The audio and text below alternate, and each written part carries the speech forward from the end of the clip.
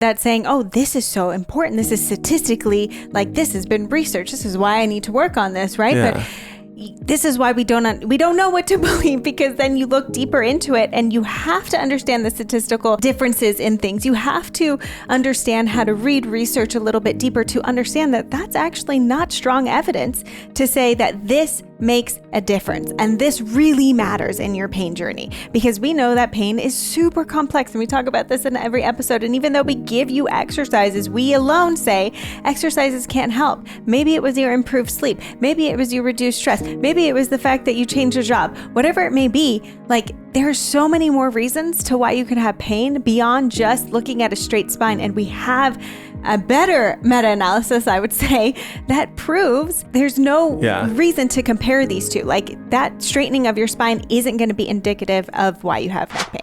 Welcome back to another episode from the Optimal Body Podcast. I'm Dr. Dom. I'm DocJen. Both doctors of physical therapy, and today talking about our cervical spine, that's our neck, and does the straightening or rounding of your cervical spine actually cause your pain? Do you need to get that fixed? Do you need to have that perfect curve in your neck so that you can get out of pain? Let's get into it.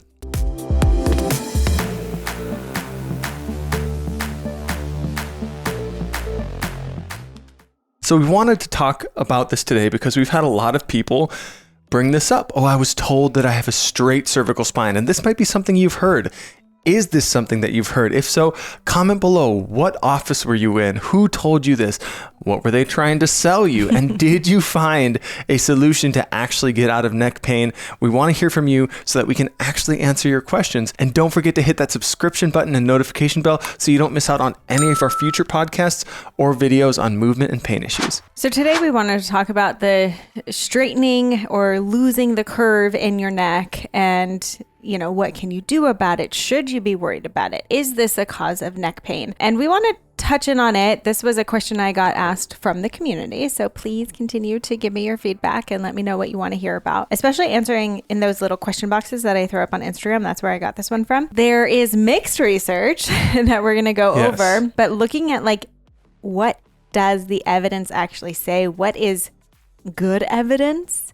Because a lot of people can cite things, but it could have really high bias and not be very strong in the evidence category. So we want to help you to understand that a little bit more and empower you with tools that can ultimately help you reduce neck pain. And this is a really tricky topic to approach because when we looked into the research, it is so mixed. And there is prevailing voices on either side. Essentially, what we're trying to look at is, does having a straight cervical spine or kyphotic or slightly rounded forward cervical spine correlate to or cause pain? Because that's what a lot of people have been told. Yes. And that's what we hear from people, or people have told us, oh, well, I have a straight cervical spine. Mm-hmm. And they just say that like, oh, I have a straight cervical spine. Like that is, I have a straight cervical spine, that's why I have pain. And that's what they're equating in their mind, which tells us that's what they've been told by somebody. Mm-hmm. That's what they've been told in some sort of office. And I want to preface this episode that we're not trying to use this topic to crap on any sort of specific provider. No. There are providers in all professions that use images and radiographs. Physical therapists are probably one of the worst offenders of this, using an image or a radiograph or something that they were sent that has MRI results on it saying, oh, look at this, that's why you have your knee pain. And there's just so much research that is saying that we cannot say that. We cannot say that something that we're seeing on an image is directly causal to why someone has pain. There are certain instances where we can say like, hey, maybe looking at that, maybe taking that bit of information and just like keeping it in mind during our treatment plan could be beneficial, but we need to start separating from this. I have a straight cervical spine, that's why I have neck pain. Because we also have studies that show if you get an MRI or if you get an X-ray, it can lead to fear and overall worse pain outcomes because you saw that image. Yeah. And I think that's what happens a lot when people get this and they're told, oh, see, your neck is straight. Oh, you're lacking that curve. This is what's happening. Yeah. And it automatically plays in our mind of like, oh, that's bad. Oh, that's wrong. And like, again, our brain is the thing that's detecting pain and sending out pain signals. So if we're heightening those signals just based on what we're telling the brain, we're going to feel more pain. We're going to be afraid of more movement. And we want to get you moving more and less afraid of the image. Regardless of what the image says, regardless of what the body or whatever looks like, getting strong, getting confidence and moving better with less pain should really be the focus of most clinicians or practitioners. It's just unfortunate that many people find that that's a great way to sell their services. Whether they're doing that intentionally or not, is a different story. But all right, let's just get into it. We want to talk about this because neck pain is super prevalent amongst the entire population. Nearly 2/3, that's like 66 people out of 100, 67 people out of 100 experience neck pain in their lifetime, with 37% of people saying that they experience neck pain annually. And, understanding, let's talk about the cervical spine. We keep saying this, right? Cervical spine is our neck. There are 7 cervical vertebrae. So we have C1 through C7. And when we talk about the normal, quote unquote, normal curvature of the spine, is we want to see between 20 and 40 degrees of what we call cervical lordosis. So that's like a backward curvature of the spine. And when we talk about straightening of the spine, that's where that, quote, cervical lordosis has less and less of an angle, all the way to straight, which would be 0. And then kyphosis is when we start seeing an actual forward curvature in that cervical spine, or cervical kyphosis. Often when people think of kyphosis, they think of the upper back. Rounding forward, we're going to be talking specifically about the neck in this episode. And the idea behind this is that straightening of the spine is going to increase the stress, muscle strain, making other muscles start to work harder and potentially lead to increased disc wear. So disc wear or disc herniations. But also that can happen without seeing that straightening. So again, there's lots of caveats to this, right? What we're seeing in general is that an asymptomatic adult, so this is people who have no neck pain, we see that 32% still show a slight reversal or straightening of their cervical spine. So they're falling out of that curve, or they're either straight in that cervical spine, and 32% are showing that they do not have pain. So about 1/3 of people with no pain have changes on their images. Why are they not freaking out? Right. Why? Because they don't have the pain. Right. Why do they not have pain, but you're told this is why you have pain? Yeah. And then we look at degenerative disc disease. So among people who have degenerative disc disease, it's shown that 60% of those people have this cervical spine straightening or rounding forward, or the kyphosis. And kind of like Jen said, okay, even if we are noticing that there's a correlation, people who have a straight spine or more forward rounded spine have degenerative disc disease. We have studies, again, in asymptomatic individuals that show we have degenerative disc disease showing up across the lifespan, across from like 20s to 80s, no matter who you... 20-year-old individuals, 70% of men and 12% of women had degenerative disc disease. And that went all the way up to 86% of men and 89% of women who were 60 years or older. Exactly. So, because we've already discussed this on a previous podcast, DDD, degenerative disc disease, is changes internally that happen as we age. Yep. And based on what we're doing with our body, just like we get wrinkles on the outside, we're going to have changes happen structurally on the inside, and it doesn't necessarily have to be scary. So depending on what age population that study was done on, that said 60% of people who had degenerative disc disease had cervical kyphosis, that could have been just fairly normal. Well, and of that, who was in actual pain. Yeah. And so that's again where it's like, just because you're seeing this on an image doesn't mean that it's correlated to pain. And so again, if you're in pain and you see that on an image, can you necessarily say that's the reason for pain? So going into studies that specifically looked at, does the straightening or curvature of my spine have any correlation to my pain levels? Maybe. Again, when we looked, there were meta-analyses, which we look at meta-analyses as like the gold standard of research, because they group all sorts of similar studies together and look at their findings and then take findings out of that. So there was a large meta-analysis on 700 subjects from all of these grouped studies that found no significant link between cervical curvature and pain. There were multiple other studies, not meta-analyses, that also found no significant difference in pain and non-pain groups when looking at the curvature of the spine. And then we look at the next point.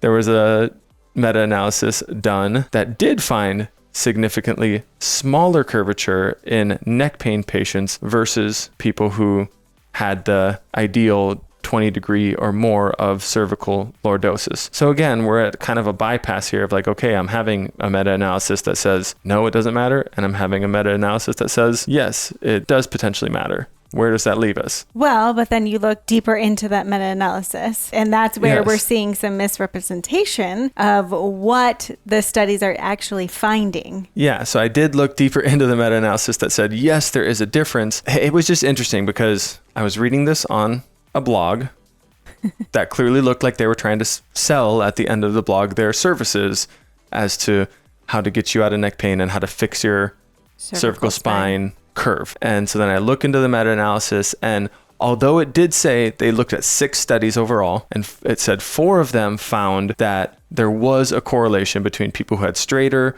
or kyphotic cervical spines did have a higher degree of pain. 2 of them said, nope, no difference. So again, 4 versus 2. Great. Slightly more evidence showing that it might matter. But then you look deeper at risk of bias. And I did pull this study up, and the risk of bias of the 6 studies, none of them were lower than 5 out of 9 risk of bias. 5 out of 9, 7 out of 9, 5 out of 9, 8 out of 9, 7 out of 9, 8 out of 9. And meaning, what does that mean? When risk you're of saying bias means that there's might be some evidence or some features of the study that are biasing the opinions of the researchers, whether they're not blinded to certain components. Like normally in gold standard research, you're supposed to not know which person has pain and which person doesn't have pain when you're taking these measurements, or they're taking a convenience sample. Say they're just working out of a clinic or a hospital and they're taking a sample of these specific patients that they know all have neck pain, or they're a clinic that sells a solution to neck pain. Like that could contribute to their risk of bias. So clearly, of all 6 of these studies, the ones that found a difference and didn't find a difference all had a fairly high risk of bias. And in the conclusions, the people even say like, yeah, our overall data leans towards maybe there's a correlation to straightening or curvature of the spine. That could be something you look at when you're treating these patients. But the studies all had different methods. The patient populations they were studying were all different. There was a high risk of bias. So there's a lot of things that lowered their confidence interval. And these are all statistics terms.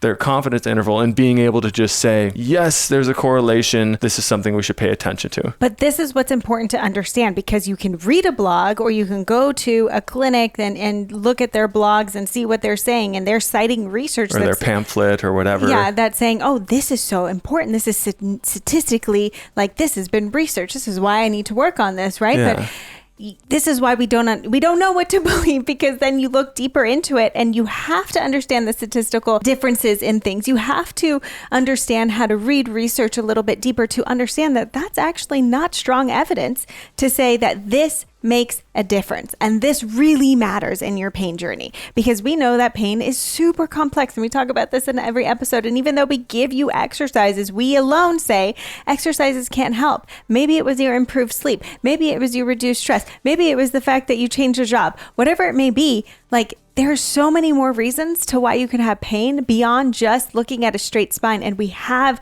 a better meta-analysis, I would say, that proves that there's no reason to compare these two. Like that straightening of your spine isn't going to be indicative of why you have neck pain. I like this line from the other meta-analysis that said there was no statistically significant difference, that says, it is surely difficult to find definite answers considering that pain as a biopsychosocial phenomenon is probably too vast a problem to be simply reduced to any kind of measures, no matter how sophisticated and appealing such a computation may be. And this is what we are finding in the research more and more when talking about pain.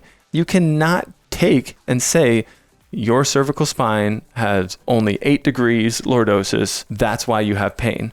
No. Is it something that you can look at and something that you can try and find along the body why they may be positioning themselves a certain way, why they might hold their head a certain way. Does it have to do with their breathing? Does it have to do with this? Not to mention everything Jen just brought up that adds stress into our life, which does impact our pain. So I think when we're trying to focus on points like this that are so minute when it comes to the overall pain picture, we're looking at the wrong thing. Now, if you're like, okay, but I am a person who has been told that I need to reverse this straightening of my spine or this kyphotic curve that is necessary to get me back into my pain point. Let's look at the evidence that says, can we change the structure of our spine? And what evidence in terms of treatments are really doing? And again, we're looking at evidence here, right? What's strong, what's not. Are there actual evidence that someone did this treatment to a lot of people and significantly changed the curvature of their spine? Right. One of, I would say, the strongest types of evidence, which is also not very strong when we look at it, it's kind of what we classify as moderate evidence. So if we're looking at strong versus moderate versus weak, this is going to kind of fall in the middle. So it may or may not kind of help here. Is we're looking at cervical traction. So think of any kind of device that helps to provide some traction on the cervical spine. And this was specifically cervical extension traction. Yes. So traction with an extension bias, which is putting your chin bringing up. us back into that lordosis. Exactly. And so sometimes a clinician can do that with holding onto like a strap or a cloth type of material. Or just with their hands or maybe you're going into a device that's kind of creating that traction. So traction is kind of like we're trying to create space along that neck, right? And we're kind of tilting it back into that extension place. Now, obviously, there's going to be different methods depending on who you go to and the type of clinician that you see, the type of device that they're going to use. But there is some evidence showing that it can correlate to reduce neck pain. Now, correlation doesn't always mean causation, and that's what we have to look at as well. So were they doing cervical neck traction as well as reducing their stress, as well as doing some exercise, as well as patient education? Doing patient education during these sessions can have a significant impact on somebody's pain levels. This was the one that said it had the best evidence for actually changing the curve as well. I would really want to dig down into those studies and see what they did, because it's Jen and my belief that it's hard using solely a passive treatment, which cervical traction is solely a passive treatment, to have that significant of a change and lasting of a change. So I would want to see, did they have significant follow-up? Was it like... Well, they didn't. And that's why it's not as quality of evidence. Did we just do the traction and then take the measurement, or do a certain amount of sessions of traction and then take the measurement right after one of the sessions? Right. Like that could really skew the results versus waiting a few days and then taking a measurement. The next one was exercise plus manual therapy. Again, manual therapy is such a broad category that looking into the methods on what they actually did for manual therapy would be important, but it said there was weak to moderate evidence for change of the curve, strong evidence for symptom relief, and strong evidence as far as the quality of the evidence. Which makes sense, right? Because if we're doing manual treatment, no matter what it is, we're getting some symptom reduction, we're getting some relaxation around the neck area, whether you're using hands-on treatment, traction, whatever it may be, right? We're getting some relaxation to the area. Then we're adding in some exercises like some deep neck flexors, some postural control. So even if we're not loading a ton on the system, we're at least getting some feedback to help reduce symptoms, which we know movement and manual techniques, some touch, that can all be so beneficial. So I'm not surprised that it helps to reduce some pain symptoms. So then there's a group of different techniques that would have weak evidence for actually changing the curve here. All right, so this is changing the curve for deep neck flexor exercises, weak evidence that it's actually going to change the curve of your spine, which makes sense to me. Chiropractic adjustments alone, and just so we're not only throwing chiropractors under the bus, manipulations in a physical therapy clinic or any other type of provider, osteopathic clinic, those manipulations or adjustments alone, there's no evidence that it changes the curve of your spine. Or orthotic and postural devices, laying on like one of those curved neck pillows. Yeah. Doing those things alone are not going to change the curve of the spine. However, with deep neck flexor training, there's strong evidence that can reduce pain symptoms. Movement. And the overall quality of the evidence is strong. Chiropractic adjustments alone weak to moderate evidence that that's going to reduce your pain symptoms, low quality of evidence, and the orthotic and postural devices is just weak, low across the board. So again, what this is telling me, the two things that have the strongest evidence for reducing pain include movement, include exercise, doing things to activate muscles around the neck, make our neck feel more safe and supported. That makes complete sense to me. And the one that included manual therapy and exercise, as we find in so many different things, has the best evidence for changing the curve and reducing pain. And all of this to say, now, okay, we want to talk about some specific exercises that we really like. Waited this whole time. Yes, before I say anything else, let's get into some exercises. Now, we do have a neck and upper back plan on Gen Health that takes you through a lot of different types of exercises, including mobility from the thoracic spine up, because we know that that's going to help, some core awareness, all the things.